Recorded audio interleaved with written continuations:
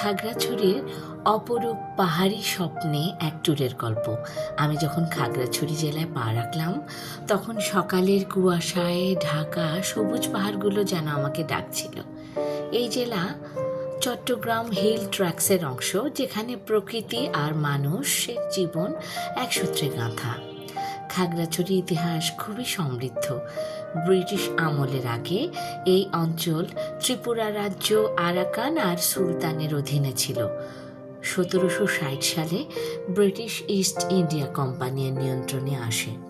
1860 সালে এখানে moon circle, পরে মং সার্কেল গঠিত হয়। 1983 সালে এটি পূর্ণাঙ্গ জেলায় পরিণত হয়। পাহাড়ি জনগোষ্ঠী চাকমা, মারমা, ত্রিপুরা, এখানকার আদিবাসী, তাদের সংস্কৃতি, ভাষা আর ঐতিহ্য এই জায়গাকে অনন্য করে তুলেছে। 1997 সালের শান্তি চুক্তির পর এখানকার শান্তি আর সৌন্দর্য আরও উজ্জ্বল হয়েছে। ট্যুর শুরু হলো পাহাড় আর পাহাড় দিয়ে। উঠতেই চোখ জুড়িয়ে যায়। চারদিকে ঘন সবুজ বন, নিচে নদীর সরু রেখা, দূরের পাহাড়ের সারি, সব কিছু হাতছানি দিয়ে ডাকছিল। সব মিলিয়ে যেন স্বর্গের সিঁড়ি। তারপর ওয়াটারফল, পাহাড়ের গা বেয়ে ঝরে পড়া জলের ধারা, চারপাশে ঘন জঙ্গল আর পাথরের উপর সব কিছুই যেন সৌন্দর্য দেখে মন ভরে যাচ্ছিল। আমি জিপে করে, যেটাকে বলে ওপেন জিপ, সৌন্দর্য দেখতে বের হয়েছিলাম পাহাড়ে। যে সৌন্দর্য মন ভরিয়ে দেয়। চারদিকে সবুজ আর সবুজ পাহাড়। প্রকৃতি এক অনন্য রূপে এখানে নিজেকে সাজিয়েছে। পাহাড়ি মানুষের সঙ্গে দেখা হলো একটা ছোট্ট গ্রামে। তারা খুবই সহজ, বন্ধুত্বপূর্ণ আর অতিথিপরায়ণ। ঘরের দরজা খুলে দিয়ে বললেন, আসুন, আমরা নাচ করি। তাদের ব্যবহারে কোনো কৃত্রিমতা নেই, প্রকৃতির মতোই সরল। খুব কাছ থেকে তাদের জীবনযাপন দেখলাম। জুম চাষ, বাঁশের ঘর, রঙিন পোশাক, সব মিলিয়ে একটা অন্যরকম অনুভূতি। তারা নিজেদের সংস্কৃতি নিয়ে গর্বিত, কিন্তু পর্যটকদের সঙ্গে হাসি মুখে কথা বলেন, সাহায্য করেন। আর খাবারের কথা না বললে অসম্পূর্ণ থেকে যাবে। পাহাড়ি ট্র্যাডিশনাল খাবার একদম আলাদা।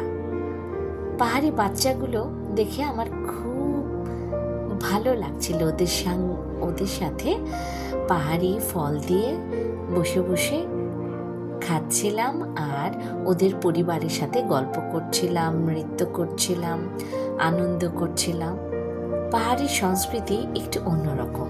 ওরা সবসময় যেন আনন্দে মেতে থাকে। প্রকৃতির ছন্দে তারা সবসময় নৃত্য করে। প্রকৃতি যেন তাদেরকে সবসময় হাতছানি দিয়ে ডাকে। তারা সবসময় আনন্দ করে, গান গায়, ফুর্তি করে, খাবার খাওয়ার সময় আনন্দ করে। সব কিছুতে ওদের কেমন যেন একটা প্রাকৃতিক ছন্দ, ওদের সাথে সব কিছু একদম মিলেমিশে একাকার হয়ে থাকে। ওদের প্রাকৃতিক সৌন্দর্য সব কিছু মানে দেখার মতো।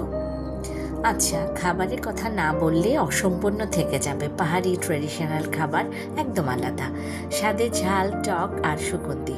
প্রথমেই দেখলাম বাঁশের কুচিকুড়ি দিয়ে মাছের তরকারি তৈরির উপায় খুব সহজ কিন্তু সুস্বাদু।